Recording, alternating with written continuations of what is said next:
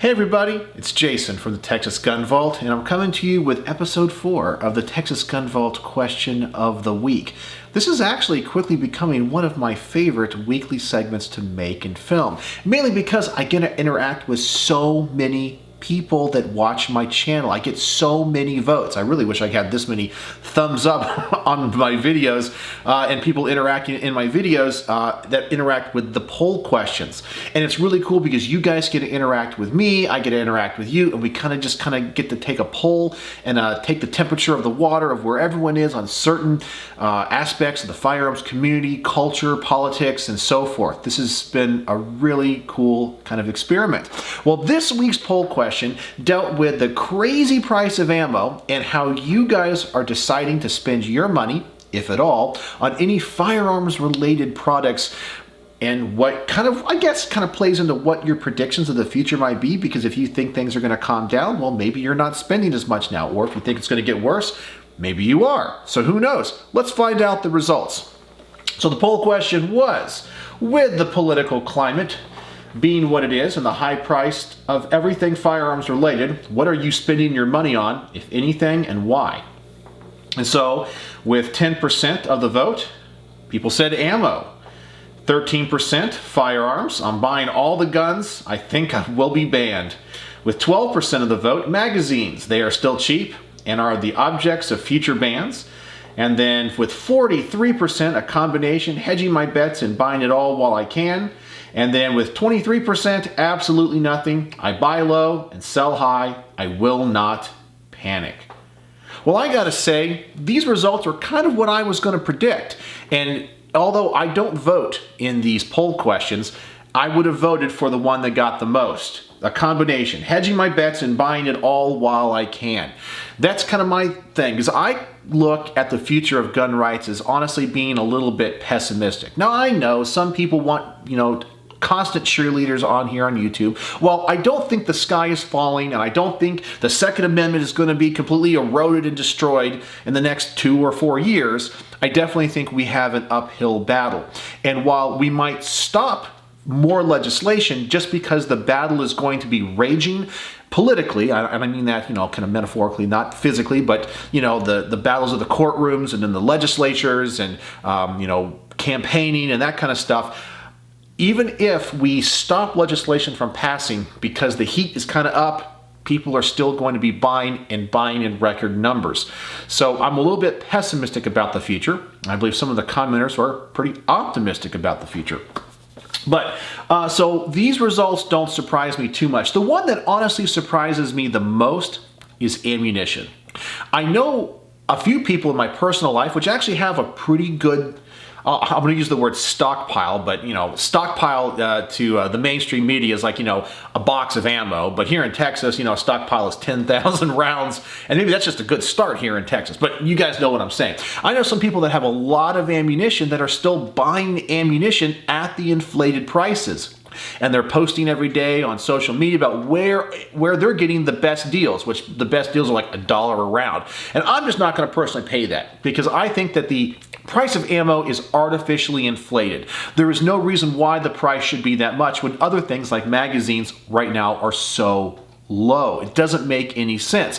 I don't see anybody really at the range shooting. I don't see a large number of people there, probably because of the cost of ammo. When I go and film my range reports, no one's there, even on the VIP lanes where people are paying memberships and probably have a lot of ammo themselves. They're just not using it. So I see a lot of people buying, or I hear about a lot of people buying, and no one using it. And eventually people are going to kind of run out of money, is what I would think, supply and demand.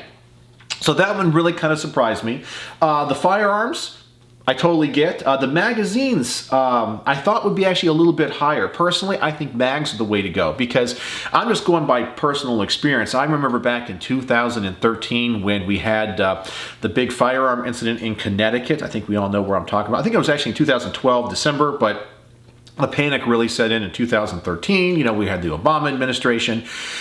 I remember the price of PMags went from $9.99 to almost $100 overnight. I remember that. It was absolutely crazy. Every magazine that could hold more than 10 rounds, regardless of firearm, just exploded in price.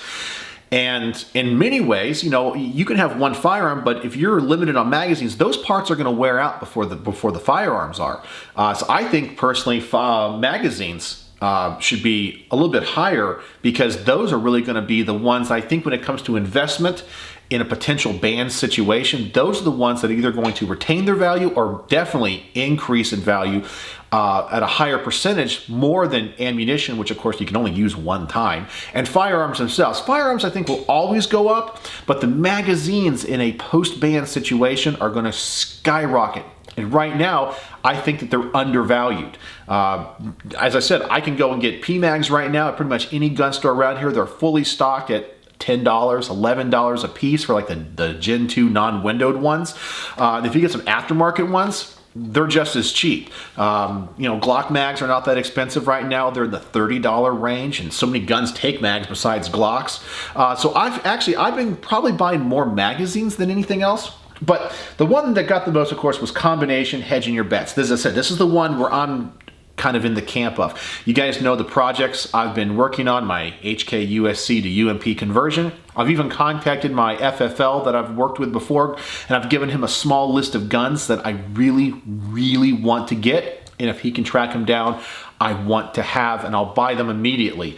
I'm also working on a couple of other projects, things like my MP5 clone. You guys know the special weapons one. I sent that to TPM Outfitters, having a whole new receiver made. And I'm waiting on Tommy Bostic to come out with a new set of TMP receivers, which is like the UMP receivers, but American made. I've actually bought all the parts to build one. I just need the receiver. So that's kind of where I'm at. I'm not like panicking where I'm going to pay way too much, because there are a few guns I really want, and people have contacted me about them and have offered them to me at way too high of a price, and I've turned them down. I'm not panic buying. I'm willing to pay fair market value, but I am spending money, probably more than I normally would, to acquire the guns that I fear I will not get in the future, but I will not overbuy.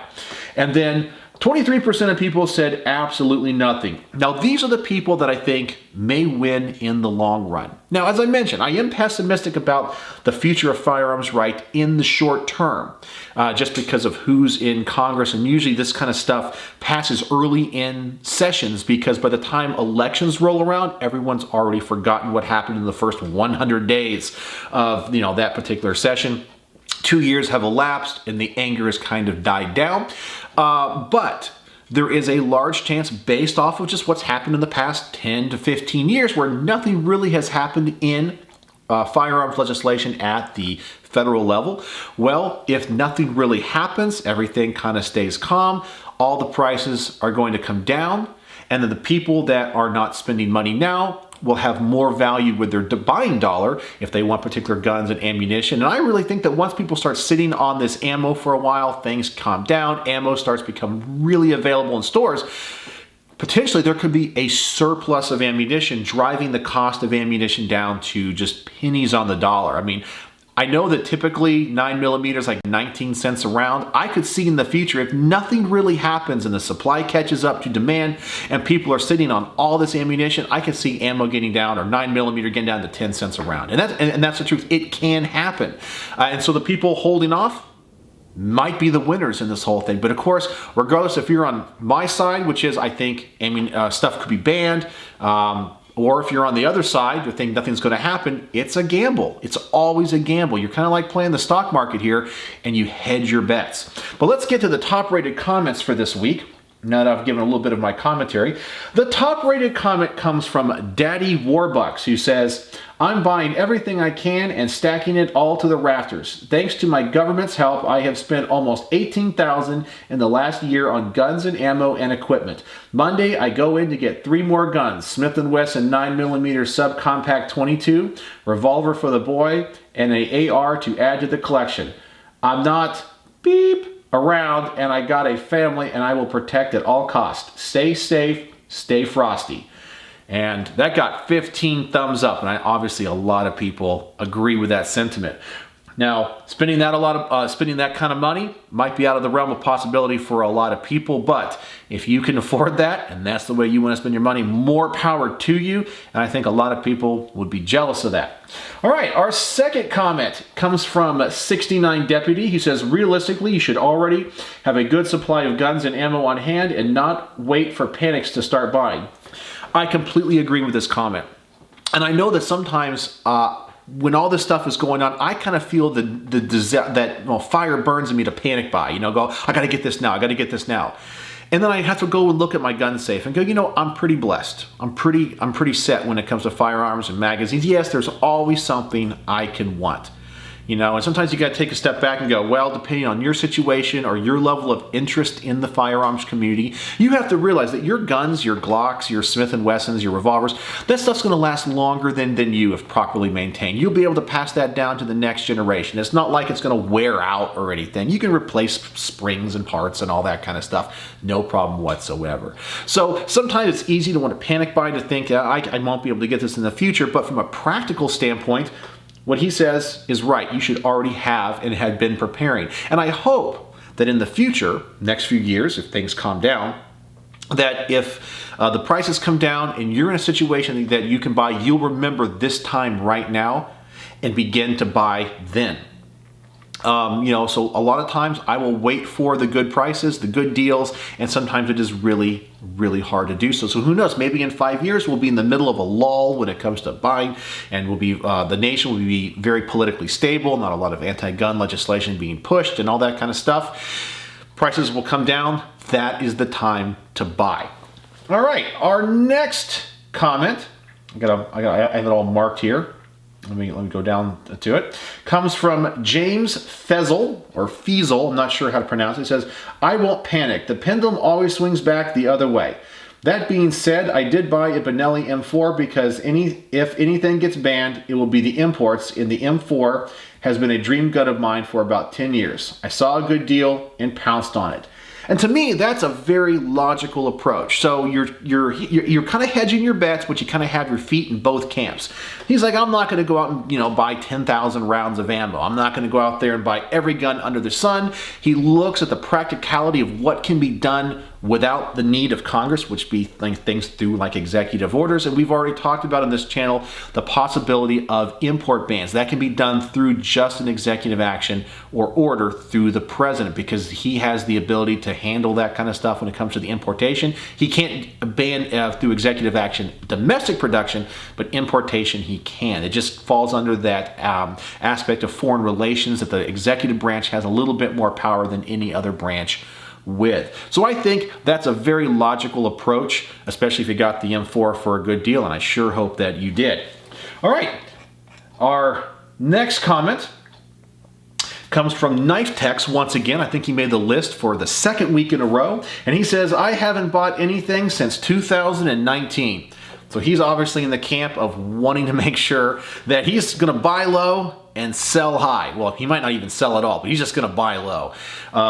I know Knife Tex personally. He's a great guy, really smart dude. And so he's probably looking at the whole landscape financially of what's going on in the firearms market and politics and going, it's going to calm down, level head. And so that's kind of the placement of his bet there. And our last comment is going to come from my good friend Matt Moore, local subscriber who I've reviewed a number of his guns. He says, I bought a bunch of bags because they are still affordable and something tells me to get more now. I bought ammo because I needed it, but I hate myself paying the price I did. I'm generally good on firearms I want, but can't wait until this is over and quality, barely used guns flood the market. That's another thing that could be a big bonus here. If it kind of levels out, you're going to see a lot of people that may have panicked buy spend a little bit too much money, and maybe they need to recoup those costs and they're willing to take a loss on those firearms. And we might see a lot of very high quality, top-notch, expensive firearms that may have never even been shot or only been to the range once or twice coming on the market for a pretty affordable price. Of course, they're going to ask full price, but then when they see how flooded the market is, the prices will be slowly driven down. And so for people that are looking for maybe higher end stuff on the used market, or collectors like myself, might be able to take advantage of that.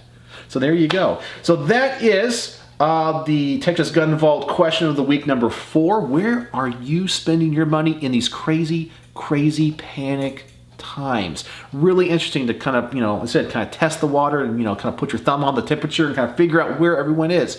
So I'm going to have the next poll question in the community tab of my channel. So I've had some people ask, where can I see the poll? Well, I can't link to it directly in the description of the video for some reason, but if you go to my channel, there's a tab, it says community, click that tab, it will be there.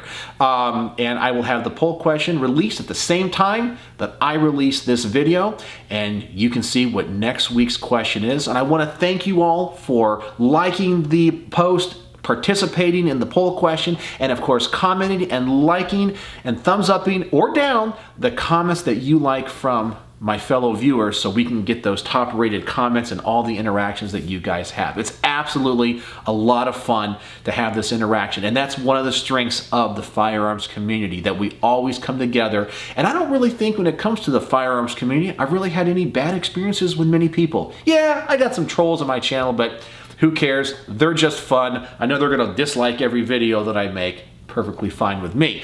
But in general, the firearms community is such a welcoming community. I've known people of all ages, races, sexes, you name it, even political affiliations. I even know there's a few liberal Democrats on here that are very proud patriots, Second Amendment supporters, and love firearms.